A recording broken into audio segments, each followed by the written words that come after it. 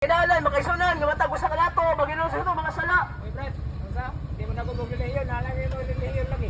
Wala may reliyon ang ginala. Bye. Wala may reliyon ang ginala. May lang. Ang among ginala si Jesus Christ. Repent and be baptized, every one of you, in the name of Jesus Christ, for the remission of your sins, and ye shall receive the gift of the Holy Ghost. For the promise is unto you, and to your children, and to all that are afar off, even as many as the Lord our God shall call. Go ye therefore and teach all nations, baptizing them in the name of the Father, and of the Son, and of the Holy Ghost, teaching them to observe all things whatsoever I have commanded you. And lo, I am with you always, even unto the end of the world. Si Apostol Paul sa Roma Kapitulo 1, versikulo 16, nga dili na ko ikaulaw ang pagsunsang niyo sa pulong sa Ginoo kay kini mo iyang gahom aron sa pagluwas sa tanang mga tao, Hudiyo man o dili Hudiyo. Makaisunan ang kaluwasan kagidala sa pulong sa Dios. Ingon si Apostol Paul nga walay pili ang kaluwasan. Nga ingon siya nga dili na ko ikaulaw. Walang dili na mo ikaulaw makaisunan ang pagsangyo sa pulong sa Ginoo kay mao kini ang kaluwasan sa mga tao, mga isunan. Nasayot ta unsa na ang atong kalibutan karon.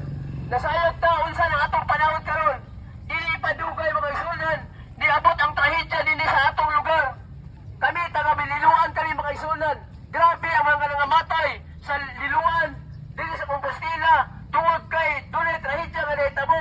Apan kaning tanan mga isunan, ang mga tao na tingalang ano man ni, nagitugot man ni sa Ginoo. Igsoon, ang Matthew 24 si Jesus miingon ng daan ang pasidaan sa mga tao. Nga moabot kini mga trahedya, linog, gira, ug pagtubong sa tubig. Mao ni karon mga isunan, nga miani mi tungod kay aron ipaibalo sa tanan. Nga kining tanan mga isunan, nga nahitabo, kinahanglan nga kinang tanan, mahibalo kita. Ug sa dili pa ni mga isunan, nga moabot pa ang dugang pa mga trahedya sa atong lugar. Kinahanglan nga tanan mga tao maghinusol gayud sa atong mga sala. Kay ang sala mga isunan mo'y hinungdan nga dunay mga dagkong kalamidad kami tabo tungod kay ang sala mga isunan mo'y naghari sa mga katawan sa tibuok kalibutan. Mao ni karon nga niami karon kay isunan nga wala na may kaulaw ang pagsulti sa may balita. Alang kini sa tanan, Hudiyo man ta, ug dili Hudiyo, Hentil man ta. Ang kaluwasan ingon diri mga isunan, ang pulong sa Ginoo mao kini ang gaho aron ang tao mabago sa unsang paagi mga isunan. Pinaagi sa atong paghinulsol sa atong mga sala. Pinaagi sa atong pagdawat kang Ginoong Kristo nga maluluwas sa atong kinabuhi. Tungod kay ingon mga isunan, ang pulong sa Ginoo sa Roma 3:23, sanglit ang tanan na nagpakasala ug nawadan sa himaya sa Dios. Ug kining sala mga isunan, makaingon siguro ta, ako nga tao wala ko'y nabuhat kasala tungod kay wala ko makapatay, wala ko mangawat, wala ko bisan unsa na ko nabuhat. Apan mga isunan, ang pulong sa Ginoo nag-ingon nga ang sala mga isunan dili lang kanang sala mo'y ato nakita, kundi ang sala ang ato na panunod sukad pa sa sinugdan sa atong unang ginikanan. Mao ni sala mga isunan nga ato na panunod nga kung dili nato ni maylusulan ang katungot sa Dios, guabot sa kalibutan sa mga tao nga dili makabalo maghinusol sa iyang mga sala at tubangan sa Ginoo. Mga isunan, sultihan ko kamo nga kini mga panghitabo karon dili nato paabuton igsoon nga kinahanglan magandam ta sa atong kinabuhi, dili sa pagpangandam may tungod sa mga butang o mga kaptangan nato kay ang tanan matulow maanod sa baha. Apay lagi pahisabot nga magandam ta sa atong kinabuhi, mao ang atong kalam mga isunan maghinusol ta sa atong mga sala aron mga isunan nga ang atong mga kinabuhi dili ta aron dili ta maapil sa kadaglagan kun dili makadawat ta sa kinabuhi walay katapos ang giandam sa Ginoo. Mga isunan masugot sa dili ang kininta ng mga butang, nakita nato nga ato na ni pangbihaan ang atunaw. Kinintanan mga isunan nang anod sa baha. Apan wala tay nahimo nga naman tungod kay ang tanang mga butang aduna kini katapusan ug ang tao sa adunay katapusan. Mao na nga tungod kay dunay may katapusan ang tao mga isunan nga nagpuyo sa kalibutan. Mao na nga kinahanglan mangandam ta kay human unya mga isunan sa kita panghuon mga matay magita. Aduna tay kasiguruhan sa atong kinabuhi kay ang Ginoo nagandam ug langit alam sa mga tao nga dunay nga tao nga mahinusulon ug budawat sa Ginoo. Ingon ang Juan 3:16, kay gigugma pag-ayo sa Dios ang kalibutan. Nga tungod niya na, iyang ipadala yung bugtong anak ka sa Jesus. Aron ang tanang buto, busalig kaniya. Dili makadbalaglag kundi makadawat sa kinabuhi nga walay katapusan. Mao na ang tinuod makaigsunan. Mao na mamiani mi diri. Tungod kay dili kami mapagubot kundi miani mi diri makaigsunan aron pahimutang namo ang mayong balita. Diya kaninyo makaigsunan. Kay ang mayong balita, ang atong Ginoong Hesus na pangamatay para sa atong mga sala. Ug ang tayong sala sa tibuok kalibutan, iyang gihugasan, pinaagay sa pagpabitay sa cross sa Kalbaryo. Diyos may kapinanyo sa bilabay, ang atong Ginoong Hesus na pangamatay. Ug tanan makaigsunan, dili lang bisan unsa pa ang tribo nato. Kitang tanan sa diha makaigsunan nga namatay atong Ginoo. Ang tanan nato mga sala iyang gidala sa cross. O ang cross makaigsunan, mao ang gibitayan sa atong Ginoo para atong mga sala iyang dadon dito. Ug ayang gipaabot sa atong matagos sa kinabuhi karon nga maghinulsol ta sa atong mga sala. Ang giingon ako makaigsunan nga ang Roma 3:23 ang tanan na nagpakasala ug nawadan sa himaya sa Dios. Ang himaya sa Ginoo nawala sa tao makaigsunan tungod sa sala.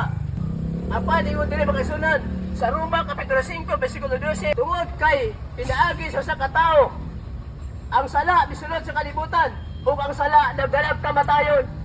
Mao na makaigsunan nga kun ang atong kinabuhi dili ita makaigsunan maginulsol, di ita modawat sa Ginoo, kamatayon atong padulungan, dili lang kamatayon sa pisikal, kundi kamatayon sa atong kalag dito sa impierno.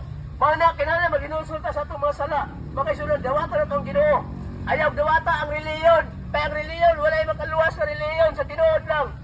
Ang makaluwas makayunan si Ginoong Hesus ang Dios. Buhat kapitulo 4 bersikulo 12, walay laing ngalan nga gipadala sa silong sa langit nga makaluwas sa tanang mga tao. Dili reliyon, kundi si Ginoong Hesus, ang among pag-anyo makaigsunan. Wala mi magpagubot makaigsunan unsa ang nasong una-una. Ang among gianyo makaigsunan kay gusto kami nga ang matag usa kanato makabaton tag tinuod nga relasyon ngadto sa Dios. Kinahanglan gyud sa atong kinabuhi ang panghinulsol. Kay mao kana ang maka palayo kanato gikan sa tanang trahedya makaigsunan. Kay kung ang tanang mga tao mudawat na sa Ginoo, maghinulsol sa mga sala, walay mahitabong baha, walay mahitabong linog, walay mahitabo nga mga pag-tsunami makaigsunan. Kay nga naman, tungod kay dili gusto sa Ginoo ang iyang mga anak, maabot ang mga butanga. Apan tungod kay ngano nahitabo ni, tungod kay ang mga tao sa kalibutan kinahanglan pamaton sa Ginoo, nga kinahanglan nga mga lagad mobalik ta sa Dios, mangandam ta. Tungod kay ang mga trahedyang nahitabo makaigsunan, ningon pa si Jesus nga kini mga butanga sinugdanan pa lang. Sa ato pa nagpasabot ni, kadula pa'y mas worse pa ni, dula pa'y mas labaw pa ni mahitabo. Mao na atong gikinahanglan igsoon. Ayaw pagdangop sa tao, ayaw pagdangop sa reliyon, dangop sa Dios. Kay siya ang mga kontrol, siya ang tag-iya makaigsunan tanan. Kung pwede niya makaigsunan kontrol tanan, kuwao ng tanan, basta ang tanan mga tao, adunay pagpaubos o mga lagad diha sa Ginoo. Igsoon, awagon ko kamong tanan. Sukad pa sa kaniadto, si Jesus Christ makaigsunan nagwali na mahitungod sa paghinulsol. Ang mga tao sa Juda sa Jerusalem, ang mga tao igsoon gisuroy ni Jesus. Ngayon sa paghinulsol na kamo kay ang Dios naghari na. Sa kalibutan karon igsoon, sa atong ipuyan karon ang Dios naghari na. Kinahanglan makaigsunan nga matag usa kanato maghinulsol to mga sala. Uy, Brad, unsa? Di mo na ko reliyon, nalagay mo reliyon lagi. Wala mi reliyon nga gidala. Bye. Wala mi reliyon nga gidala. May lahat. Ang among gidala si Jesus Christ, ang among gidala. Wala mi reliyon gidala. Wala mi nisulti sa among reliyon makaigsunan. Tungod kay ang reliyon dili na makaluwas nato. Pag-unsa man na makaigsunan tumaan ko ng timong tibok reliyon sa kalibutan. Apan ang atong kilagla, atong balaglag ato sa impierno. Kay ang reliyon igsoon dili makaluwas. Muli tinuod, wala kay mabasa sa Biblia nga ang reliyon makaluwas. Tagay kong bersikulo sa Biblia igsoon, gikan sa Old Testament ngadto sa New Testament, kung naa ba reliyon nga makaluwas sa tao. Ang makaluwas igsoon si Jesus Christ lamang. Amen. No, buhat kapitulo 4 bersikulo 12. Walay lain manluluwas, naggipadala sa silong sa langit para makaluwas na ng mga tao. Mao na makaigsunan, nga kung manluluwas man atong reliyon, dili atong tugutan igsoon nga ang reliyon makaluwas kay nganuman. Kay kung ingon ang reliyon makaluwas, wala na maluluwas sa Kristo ang wali sa kalibutan. Kung ang reliyon makaluwas mo kaigsunan, wala ni Kristo miyani aron maluwas ta. O na nga, ang kaluwasan naa lamang sa katong Ginoong Hesus. Mao na nga ang atong kinabuhi karon. Kinahanglan atong magbata na ta. Mangandam ta. Kay nga naman igsoon, kay ang atong kinabuhi Bililon at tubangan sa Ginoo. Bililon at tubangan sa Ginoo ang atong kinabuhi. No, makaigsunan. Gikang tanan, gigugba ta sa Dios. Gigugba sa Ginoo ang mga makasala.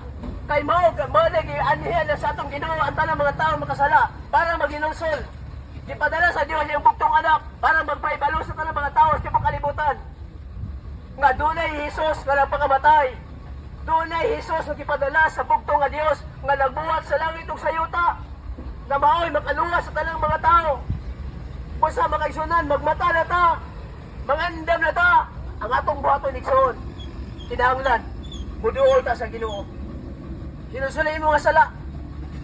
Dagan kayo nga balaka, dagan kayo nga matay, nasakitan ang ilang kinabuhi, tungod kayo, doon mga pamilya nga nangawala. Pero sa gingon ni Jesus, sinugdanan pa lang ni. So napasamot, doon na pa'y pinakalabawan ni. Unsa may itong buhaton, Nixon. Mo lang ipadala sa Ginoo dire para masayod ta nga kung para makalikay ta na napita kinahanglan makaisulan nga atong paariyon si Jesus sa atong kinabuhi. Atong paariyon ang Ginoo sa atong kinabuhi kay siya ang mugamit sa kinayan para ang mga tao makabalo nga dunay Dios nga tinuod nga buhi nga nabuhat sa langit ug sa yuta. Makaigsunan ang atong buhaton maginusulay kita sa atong mga sala. Baka na ganit ipangayo sa Ginoo igsoon. Nga mo surrender ta kadto kaniya. Paginoon itong mga sala, bubalik ta kadto kaniya. Makaigsunan, di ato tagaag kalibog itong una-una. Walay lain nga hari sa tibok kalangitan ug tibok kalibutan nga maoy makapugong kundili si Jesus lamang ang nagpakamatay sa krus para sa atong mga tagpusa ka kinabuhi. Repent and be baptized, every one of you, in the name of Jesus Christ for the remission of your sins, and ye shall receive the gift of the Holy Ghost. For the promise is unto you, and to your children, and to all that are afar off, even as many as the Lord our God shall call. Go ye therefore and teach all nations, baptizing them in the name of the Father, and of the Son, and of the Holy Ghost, teaching them to observe all things whatsoever I have commanded you. And lo, I am with you always, even unto the end of the world.